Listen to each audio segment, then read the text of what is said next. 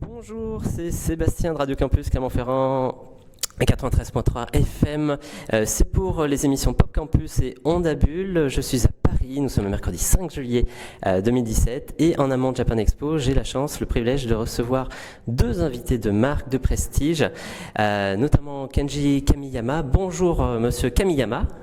Bonjour, Kenji Kamiyama. Et bonjour monsieur Yoshiki Sakurai. Bonjour.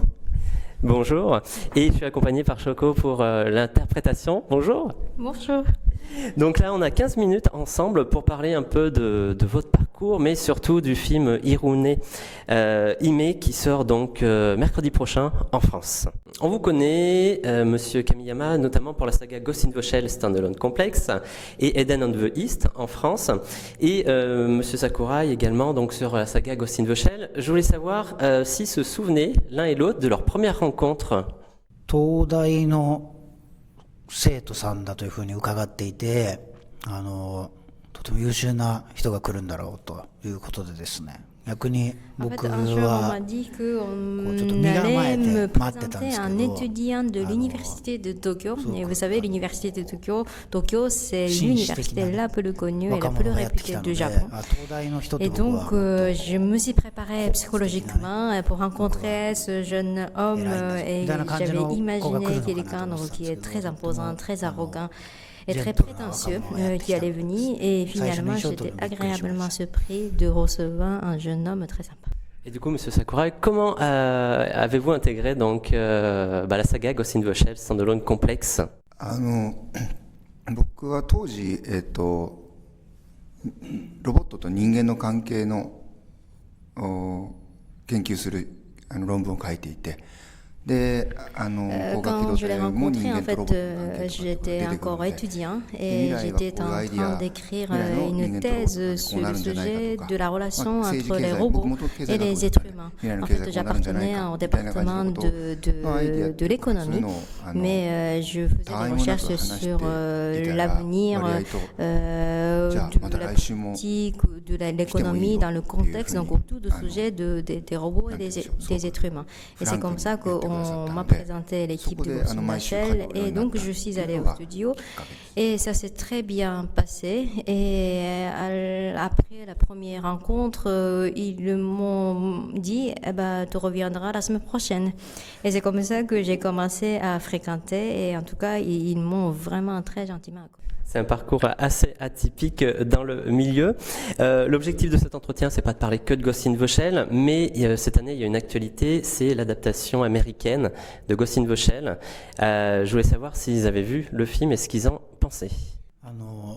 日本でのプレミアム試写で真っ先に見ました。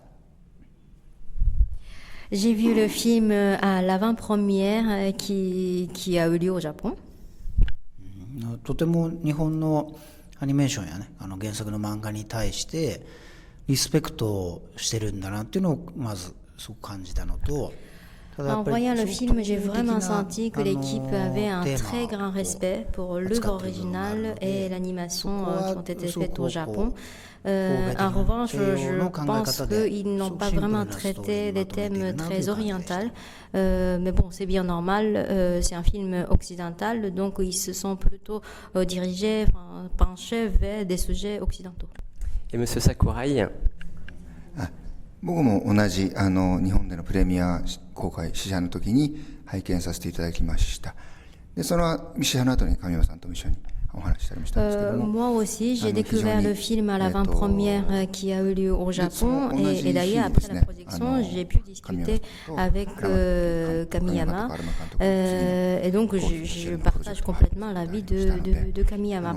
Et le même jour, nous avons annoncé officiellement la production d'une nouvelle version de Ghost in the Shell que nous allons faire avec un autre réalisateur qui s'appelle Shinji Aramaki.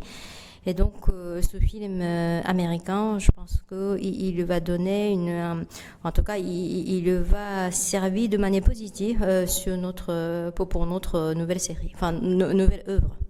Une très bonne transition, c'était ma question suivante sur cette nouvelle série. Est-ce qu'il s'agira d'une suite, d'une réappropriation? Est-ce qu'ils savent déjà vers quoi ils vont s'amener sur la série avec monsieur Arakami?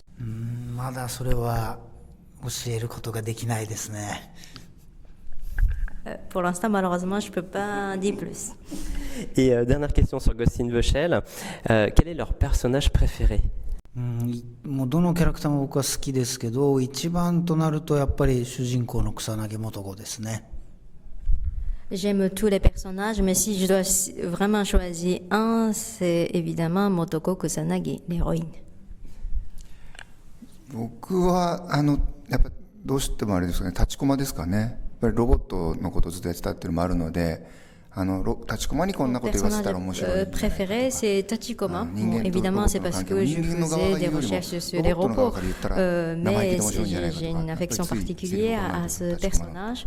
Et chaque fois que j'écris des scénarios, j'imagine, par exemple, si c'était Tachikoma qui disait ces dialogues, ce serait finalement plus intéressant que ce soit dit par un être humain. Et donc, oui, je pense souvent deux points de vue des Tachikoma. Donc, on va retrouver toute la saga donc éditée chez Alt-V Animé au cours de Japan Expo. On va parler maintenant de leur prochain film, Hirume Hime, Rêve effrayé, donc qui sort la semaine prochaine en France, le mercredi 12 juillet précisément. Je vais demander à Monsieur Kamiyama comment est né ce projet dont il est scénariste et également réalisateur.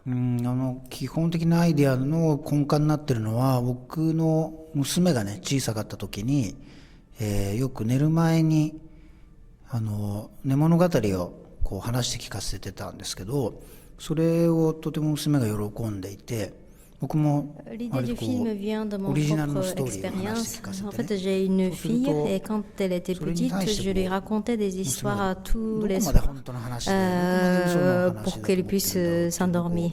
Et petit à petit, j'ai commencé à raconter des histoires que je crée moi-même, donc des histoires originales. Je me demandais, je ne savais pas si ma fille savait que c'était des histoires complètement inventées ou c'était des vraies histoires. En tout cas, je lui racontais des histoires tous les soirs. Donc c'est ça ce dont j'ai parlé dans des réunions avec mon équipe. Et mon équipe a trouvé intéressant et du coup on a décidé de développer ça pour faire un film. Et du coup, ça change de registre par rapport à ce qu'il a pu faire jusqu'à aujourd'hui.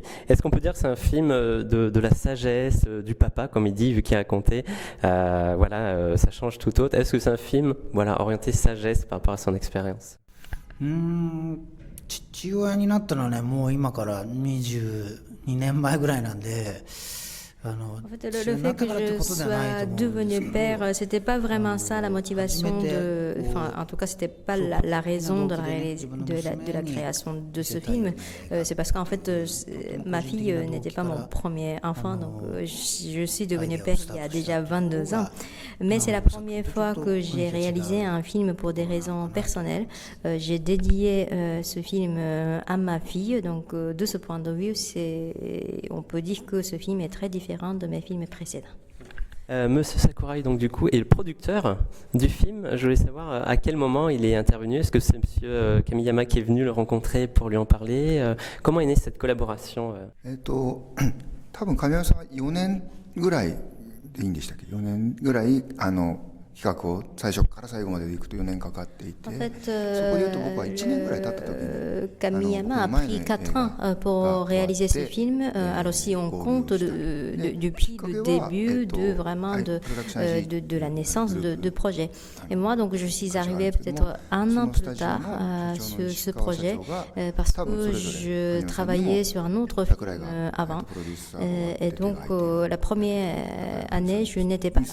Et je travaille au studio de production IG et c'est le patron, donc Monsieur Ishikawa, qui m'a suggéré de rejoindre l'équipe de Hirume Hime en tant que producteur et en même temps Ishikawa a suggéré à Kamiyama de travailler avec moi en tant que producteur et c'est comme ça qu'on s'est retrouvés pour faire un nouveau film.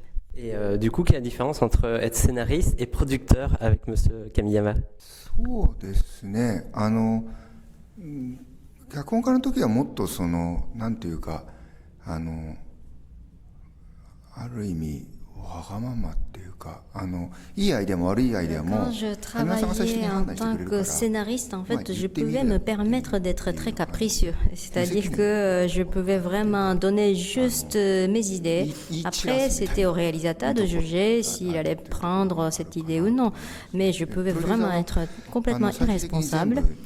Alors que quand on travaille en tant que producteur, en fait, si on est irresponsable, ça revient de toute façon vers moi. Et donc, maintenant, le producteur doit plutôt gérer les caprices des autres. Donc avant, j'étais capricieux moi-même et maintenant, je gère les caprices des autres. Bon, ils sont présents en ce moment, notamment pour Japan Expo, qui se déroule du 6 au 9 juillet, mais également pour la sortie de leur film. Cette année, nous fêtons les 100 ans de l'animation japonaise. Je voulais avoir un peu leur avis concernant la situation actuelle du dessin animé japonais. Voilà, l'évolution, ce qu'ils en pensent. そうですね。やっぱりそのアニメーションって若い人たちがね、こう見て、こう自分たちが見たいもの、作りたいものっていうことで絶えずこう新しいチャレンジっていうのが行われていて、僕らも自分が初めて監督をした時にこう新しいことをやろう、こう他の人と違うことをやってみようっていうチャレンジをしてて。それがね、僕らの世代がこうメインストリームになって、ce que le public veut voir dans le cinéma d'animation a probablement changé par rapport à l'époque où j'ai commencé à travailler.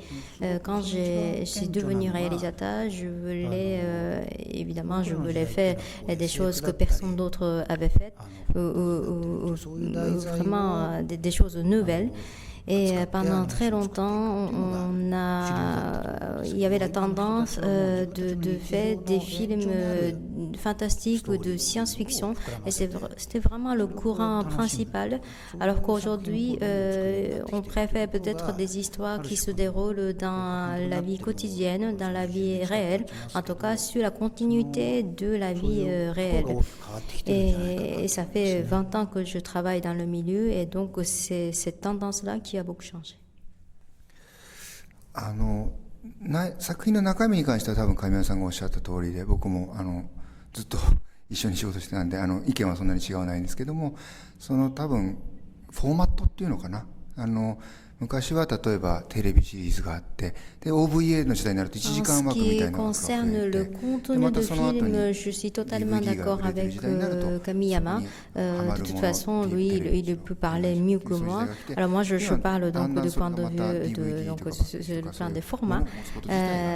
Alors au début, donc on a produit beaucoup, en parlant de l'histoire de l'animation. Au début, on a beaucoup produit, réalisé des séries télé, et ensuite il y a eu une période où on a fait beaucoup de OAV, et donc des films qui durent à peu près 1 heure, et donc qui sortaient directement en vidéo.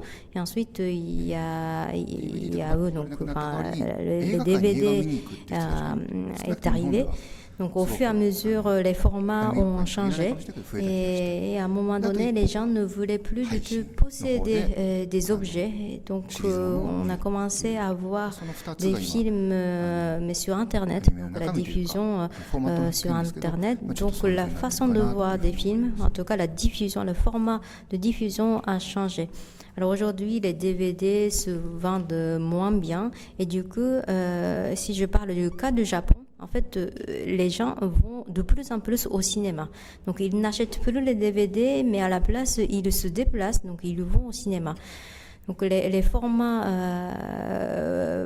le courant au Japon actuel, c'est la diffusion sur Internet et le cinéma.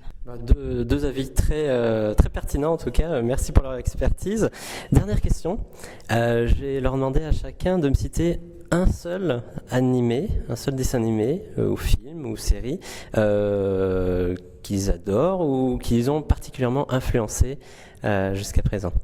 これはね、いろんなところで聞かれてとっても難しい質問なんですけど、一本だけって言われたら僕はね、ガンバの冒険っていう。C'est une question assez récurrente et chaque fois j'ai beaucoup de mal à répondre. Mais si je dois vraiment citer un seul titre, c'est l'aventure de Gamba de Osamu Dezaki. Et c'est probablement le film d'animation qui m'a fait le plus pleurer.